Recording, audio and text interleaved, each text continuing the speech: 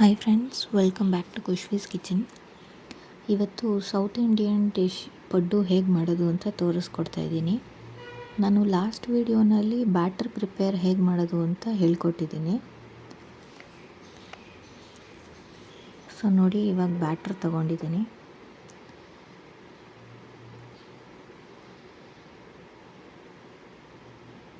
ನೀವು batter prepare ಮಾಡೋದು ಹೇಗೆ ಅಂತ ನೋಡಬೇಕಂದ್ರೆ ನಾನು ಲಾಸ್ಟ್ ವಿಡಿಯೋ ನೋಡಿ.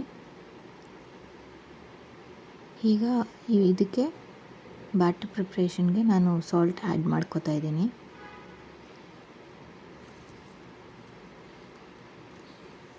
ಸಾಲ್ಟ್ ಆ್ಯಡ್ ಮಾಡಿಬಿಟ್ಟು ಚೆನ್ನಾಗಿ ಮಿಕ್ಸ್ ಮಾಡಬೇಕು. ಸಾಲ್ಟ್ ಚೆನ್ನಾಗಿ ಮಿಕ್ಸ್ ಆಗಬೇಕು.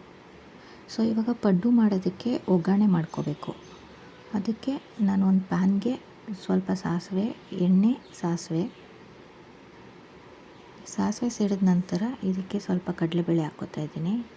1 ಸ್ಪೂನಷ್ಟು ಕಡಲೆಬೇಳೆ ಚೆನ್ನಾಗಿ ಫ್ರೈ ಆಗಬೇಕು.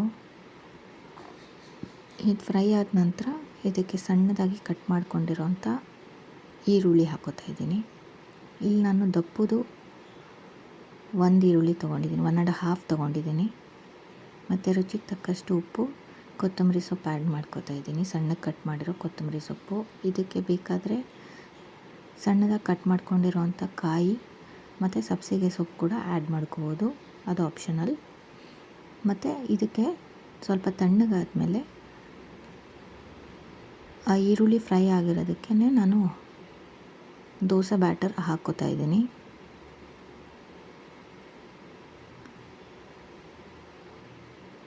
ಪಡ್ಡುಗೆ ಮತ್ತು ದೋಸೆಗೆ ಎರಡಕ್ಕೂ ಸೇಮ್ ಬ್ಯಾಟರ್ ಇರುತ್ತೆ. ಇಡ್ಲಿಗೆ ಮಾತ್ರ ಸ್ವಲ್ಪ ಡಿಫ್ರೆಂಟ್ ಬ್ಯಾಟರ್ ಇರುತ್ತೆ. ನೆಕ್ಸ್ಟು ಪಡ್ಡು ಹಂಚು ತೊಗೊಂಡಿದ್ದೀನಿ. ಅದಕ್ಕೆ ನಾನು ಆಯಿಲ್ ಸ್ಪ್ರೆಡ್ ಮಾಡ್ಕೋತಾ ಇದ್ದೀನಿ. ನಂತರ ನಾವು